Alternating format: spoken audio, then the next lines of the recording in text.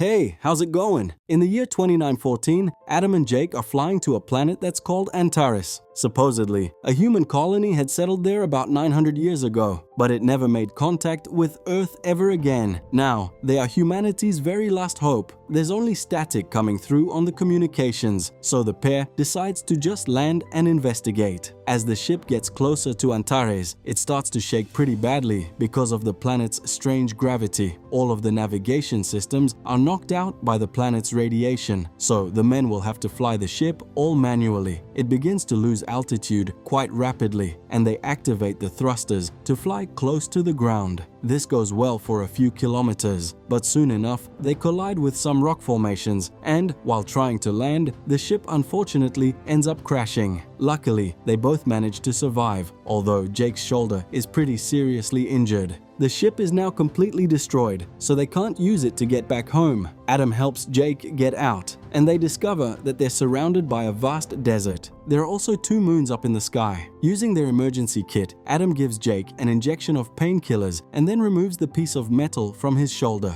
Jake points to a nearby dog, but Adam doesn't see anything and just blames it on the medication. As Adam starts to treat Jake's wound, they suddenly hear some barking noises. Adam decides he should investigate, and after walking for a little while, he finds a disheveled boy named Will holding the dog and a knife in his hands. Will says that the serpent heads are after him, but then he runs off when Adam tries to help him out. Will runs as fast as he possibly can, but he is soon surrounded by the warriors. Terrified, Will lets go of the dog and prepares himself to fight, but the warriors easily disarm him and knock him right down, dragging him away. Adam is still chasing after Will, but by the time he arrives, he only finds the boy's knife. All of a sudden, an earthquake hits the area, but luckily, it doesn't last for very long. Using his wristband, Adam checks on Jake to make sure he's okay and then continues his search. He spots a temple and goes inside, finding a large group of women all chanting the word Sumuru. At that moment, Queen Sumuru enters, and the high priestess Taxan announces that it's time to begin the ritual for the great serpent goddess. Suddenly, a huge snake emerges from a deep pit, and after the women have prayed, they bring Will forward as a sacrifice. A guard named Dove screams when she sees him, revealing that Will is actually her brother.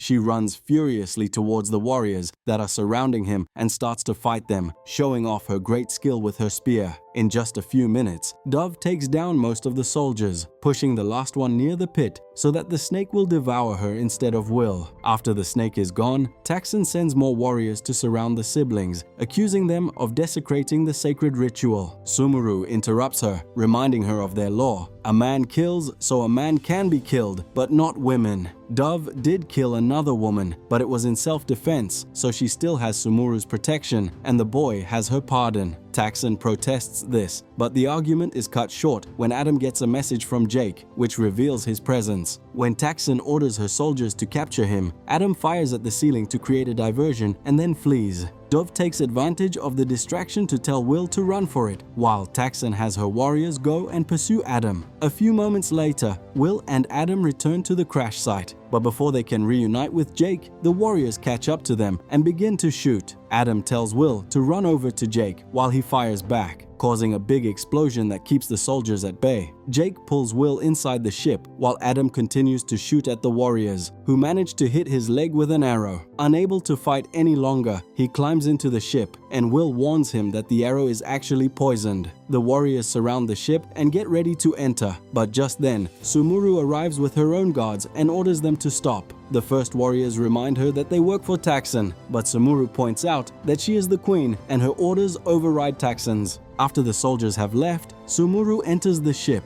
removes the arrow from Adam's leg, and injects him with an antidote that makes him pass out. Afterwards, she orders Dove and the guards to take the men away as their prisoners. A few moments later, Adam wakes up, all healed, in Sumuru's home. The guards bring in Jake, who is feeling fine because the locals also took good care of his wound. They discuss the whole situation and realize that they've only seen women so far, which is quite strange. They also point out that everyone speaks English, which indicates they are indeed descendants of the original team that was sent from Earth. While Will is sneaking into the room, Jake tells Adam that he ran some scans after the earthquake and found out that this planet is undergoing some major tectonic changes. There are underground volcanoes, displaced magma flows, and even the magnetic fields are fluctuating. This is what caused the failure in their ship's system, and it means that Antares only has about 2 or 3 months left before it completely explodes. So, Adam uses his scanner on his own arm and on Jake's to make sure they're both healthy, and he mentions a mysterious virus. Suddenly, another earthquake hits the area, causing them to fall over. It doesn't last very long, and when it's over, Will says it was caused by the sacred snake moving around underground. He also asks about the scanner, so Adam uses it on the boy's arm and confirms there is no virus there. They are then interrupted by Dove, who announces that Sumuru wants to see Adam. He is taken to the queen's room and watches as she takes a bath. When she's finished, Sumuru picks up Adam's gun and tests it on the ceiling, satisfied with the resulting explosion. Sumuru then tells the gods to leave so she can talk with Adam in private. When he mentions Earth and the traveling colonists, Sumuru explains that the society on this planet began 9,914 years ago, which perfectly matches Adam's story. So, he activates a hologram on his wristband, which makes Sumuru think it must be some kind of magic. For 50 years, the colonists who arrived on Antares kept on sending messages to other human colonies, but they lost all contact after humanity went through a whole series of wars. It took 200 years to rebuild civilization, and by the time that happened, they had already completely forgotten about Antares. Sumuru wonders why they have come back now, and Adam says they are there to help since the planet has become unstable. The Queen explains that they extract oil and gas and that this might have caused all their problems, but the locals have turned to religion for all their answers, and Taxon has been encouraging this very idea with her rituals. Taxon was originally raised to be the future queen, as her family had produced 4 members of royalty, but the queen is actually elected by the people, and Sumuru won, which left Taxon feeling quite resentful. Adam informs Sumuru that they absolutely need to evacuate the planet before it's too late for them all. Sumuru points out that Adam's ship is destroyed and that men only bring with them the curse of darkness. When Adam asks her about the men of Antares, Sumuru takes him to the mines, not knowing that Will is following them. To Adam's complete shock, all the men are kept there as slaves since they have muscles, while the women rule because they are intelligent. Furious about this, Adam protests, grabbing Sumuru's arm, but she just remains calm and explains that men had brought death with them in the past. She also points out that the women still interact with the men, but only to make more babies, and then she kisses Adam, all while Taxon is watching from a distance. When Adam says that this isn't peace, it's just slavery, Sumuru starts to throw punches at him. The first few of them land, but he soon starts to dodge and eventually manages to capture Sumuru. Dove then attacks him from behind to save her queen, who orders her soldiers to arrest both Adam and Jake. Seeing everything, Taxon orders her own warriors to kill Sumuru's guards and to kidnap the pair. While Sumuru's guards are leading Adam through the tunnels, Taxon's warriors approach them from out of the shadows. At that very moment, Will yells out to warn the group about the impending ambush, but it's already too late. Dove and the other guards are quickly hit by arrows, while Taxon's warriors manage to capture Adam. Will runs over to his sister, who asks him to tell Sumuru what has happened right before she dies. Adam is then taken to Taxon's room, where she offers him an alliance against Sumuru. She tells him that when the colonists first arrived, their god became enraged with the terraforming and sent down lightning bolts that killed most of the men. Taxon truly believes in the god's magic and disapproves of Sumuru's interest in science, as she thinks that's what caused the divine wrath. She grabs Adam and starts to move closer, but he pushes her away when he notices a screen on the wall, which Taxon calls a relic of the ancient times.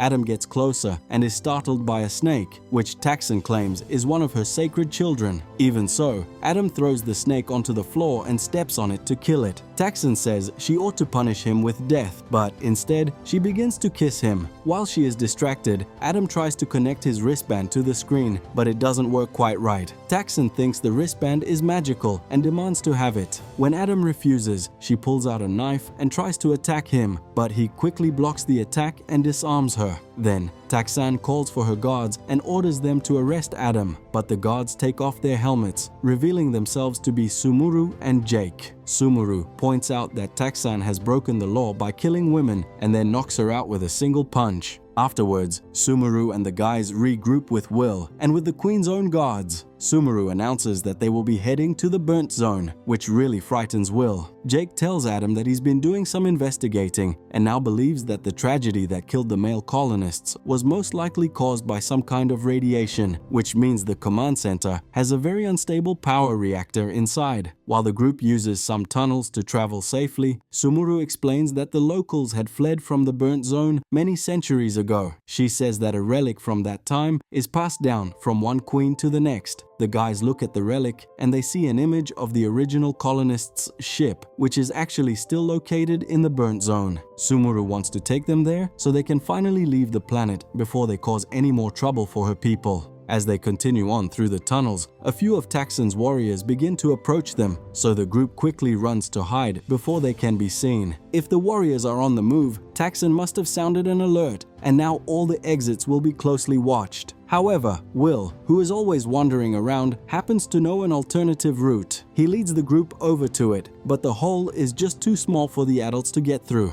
They spot another cave nearby, and Sumuru tells them they shouldn't go in there, which makes the guys a bit suspicious. Will explains that it's actually a prison, so Adam and Jake run over to the location and discover several men who are being held captive in a cage on the floor. An argument starts up about men's rights, but Sumuru flatly refuses to free any of the prisoners. Will and Jake try to open up the cage on their own, but Sumuru threatens them with a crossbow. During their argument, they are found by Taxan's warriors. A shootout begins, and Sumuru starts to take down the enemies one by one, while Jake takes the chance to finally open the cage. But more soldiers soon arrive, so Adam convinces Sumuru to give him his weapon back, and he fires into the tunnel to cause a huge explosion that defeats all the enemies at once. Afterwards, Adam tells the men they can now leave the cage. Since they hesitate out of fear, Sumuru also orders them to get out, and the prisoners are finally set free. Next, the group takes the closest exit and reaches the surface. They hear more warriors approaching them, so they start to run towards the burnt zone.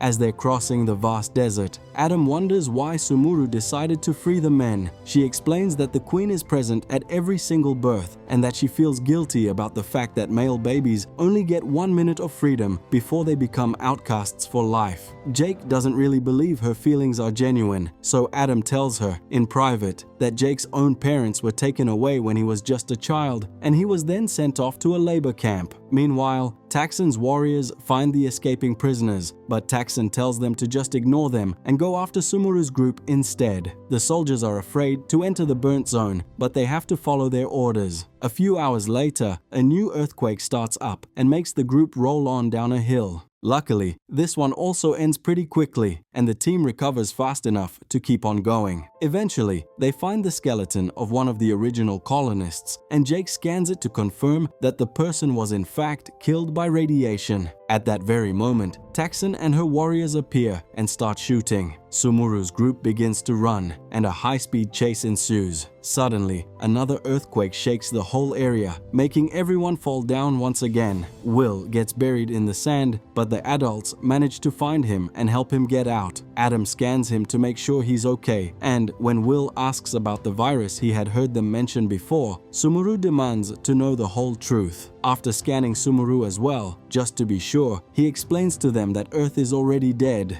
A virus that was left over from the genetic wars had lain dormant for many centuries, but it eventually reactivated itself and destroyed humanity's ability to procreate. With no known cure, the virus slowly wiped out all the colonies in the galaxy, leaving only Adam and Jake as the sole survivors. They came all the way to Antares in the hope of finding one last chance for everyone. The group presses on and soon finds an abandoned building. They can't seem to open the front door, so Jake just blasts it open with a single shot, and they all go inside. Just then, Taxan and her warriors arrive, but the women are too scared to cross the barrier. To inspire them to obey her, Taxan kills one of her own soldiers with a shot. Inside the building, the group explores until they find the quantum reactor. Jake manages to turn it on, but he'll need a few moments to run some tests and confirm if it's stable enough. While he's working on it with Will's help, Adam, Sumuru, and a guard keep on searching until they finally locate the original spaceship. They get inside, and Adam powers up the console, but he confirms that they'll need all the energy from the reactor to be able to take off. He then asks Sumuru to please come with them, because the planet will soon die, but she feels it's her duty to stay behind with her own people. When Jake finishes repairing the reactor, he calls Adam to give him the good news. He also checked all the logs and can confirm there was no divine judgment. The reactor had exploded all those years ago due to a simple structural weakness. The men had died because they were working on the reactor,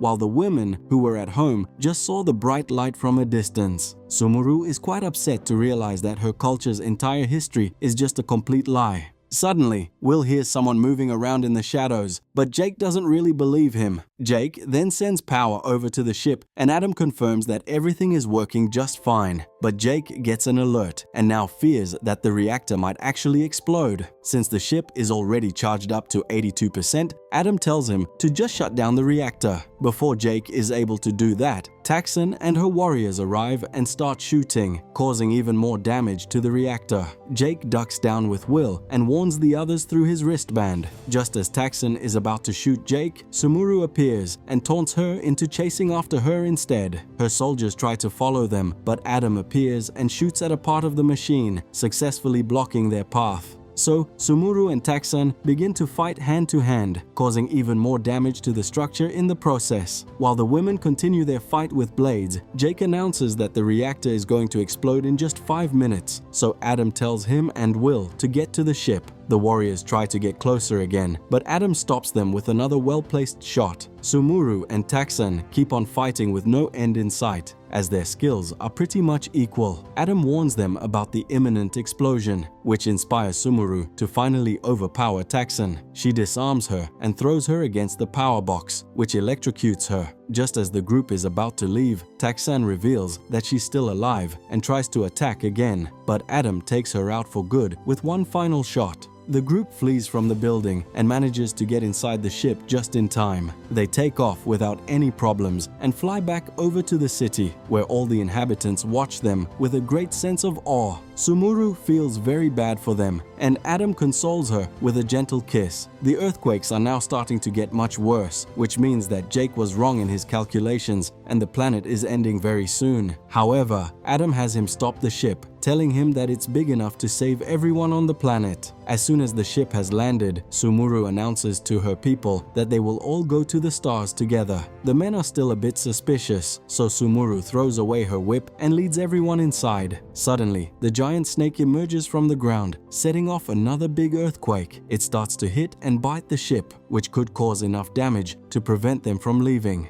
Seeing the snake's position on the cameras, Adam asks Jake to activate one specific thruster. The fire from it scares the snake, and when it tries to get away, Jake increases the flame to burn it up. After all that, the ship finally leaves the planet for good. While everyone is settling in for the long journey ahead, a guard surprises Will by showing him his little dog, and the ship finally departs into the vastness of space. Ending the movie, Sumuru, a 2003 science fiction and fantasy film. And I'll see you in the next video.